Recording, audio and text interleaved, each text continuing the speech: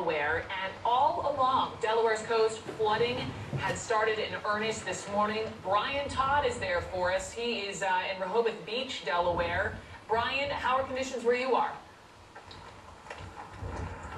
Not too good, Brooke. Right now it's a driving rain. It's been like this all day. The rain keeps switching directions because the wind keeps switching directions. That's a hurricane.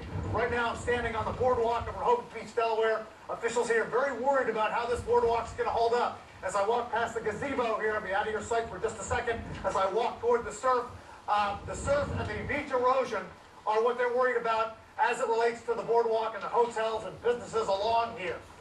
Just a short time ago, when it was high tide, this surf was pretty hellacious. It was coming up right about where I'm standing and washing completely past the dunes here and up toward the boardwalk. There's a lot of sand on the boardwalk. What they're worried about is beach erosion. Earlier this year, they expanded this beach. They reconstructed part of it with the Army Corps of Engineers. They built it out about 300 feet toward the ocean. And they said if they hadn't done that, right now, this boardwalk might be pretty much shot. Because 20 years ago, a nor'easter came and pretty much splintered this boardwalk apart. They're worried about it because, of course, this boardwalk is really big for tourism here and summer visitation, and they are very concerned about whether it will hold up. They said if they hadn't expanded this earlier this year, then this could be pretty much torn apart right now, but they are worried about it because the storm surge is going to return. We had a high tide here a short time ago, and the waves were much higher. The surf was much closer in. It's going to come back in a few hours. So, Brooke, that's what they're worried about here. Inland flooding, also a big concern. We get another gust of wind coming toward me right now.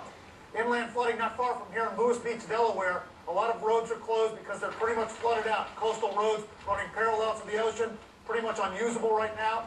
Mandatory evacuations were ordered for this area. Everyone within a 3/4 of a mile radius from the shore inland ordered to get out. They're not sure how many people did get out, but the city manager here at Rehoboth Beach told me that he thinks most of the people who live here year-round did, because they know the score here when a storm like this comes on shore, Brooke. Good. They heeded the warnings. Brian Todd, thank you, in Rehoboth Beach, Delaware. Brian, just quickly here, he mentioned inland flooding, and according to our folks in the Weather Center, our guys in the Weather Center, that is the #1 killer, inland flooding and these landfalling tropical systems. Just something to keep in perspective. This hurricane, it is clipping along. Last check, 28 miles per hour. It's setting this low pressure record, and it's slowly gaining power. But much of this crucial information comes directly from these people who fly in these hurricanes. They are the hurricane hunters. These are the men and women who go straight smack dab in the middle of these massive storms. On the phone with me now, a NOAA flight meteorologist, Ian Sears. And Ian, in talking to a lot of people about this hurricane, the biggest fear, it sounds like, is some of the potential record-breaking storm surges. Do you agree? Absolutely. Storm surge is a big concern, and inland flooding is also a big concern. We picked the storm up in the Bahamas, and we started flying missions around the clock on Friday. And what we were seeing is a kind of a disorganized storm that started to grow in size as it came up the east coast of the United States there. And we were making sure that we're getting all the information to the National Hurricane Center, the Modeling Center, the emergency managers, so that they can use that information to warn the folks that are in the path of those hazards that you're talking about, like inland flooding and storm surge. Hey, Ian, it's Chad Myers. I want to talk to you about the flight you had last night and how you watched the storm intensify right over when it got over the Gulf Stream. But also when you're flying these missions, you not only fly the eye, you fly away from the eye to see how big the wind field is. Believe it or not, Nassau County, Suffolk County, up in Long Island now, an 81-mile-per-hour gust. Hundreds of miles from the center. Have you seen a storm with a wind field ever this large? In my experience flying hurricanes, this is the biggest hurricane that I've seen. Oh, wow. We would fly 150, 200 miles away from the center of the storm, and we were still picking up tropical storm force winds last night. Yeah, and how long have you been doing this, Ian?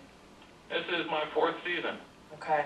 This is impressive. It's a very impressive storm, and we were watching the storm deepen yesterday. Did you ever get to see an eye last night when you were there, or did you leave before it actually occurred?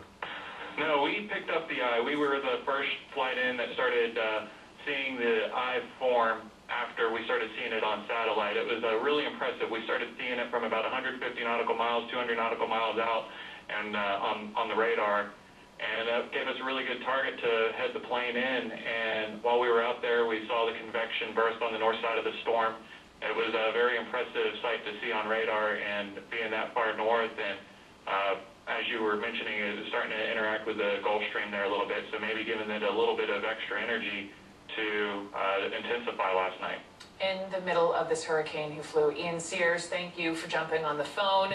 As we continue to cover here again, expected landfall of this hurricane sometime between 8 tonight and 2 in the morning. Of course, that's Eastern time.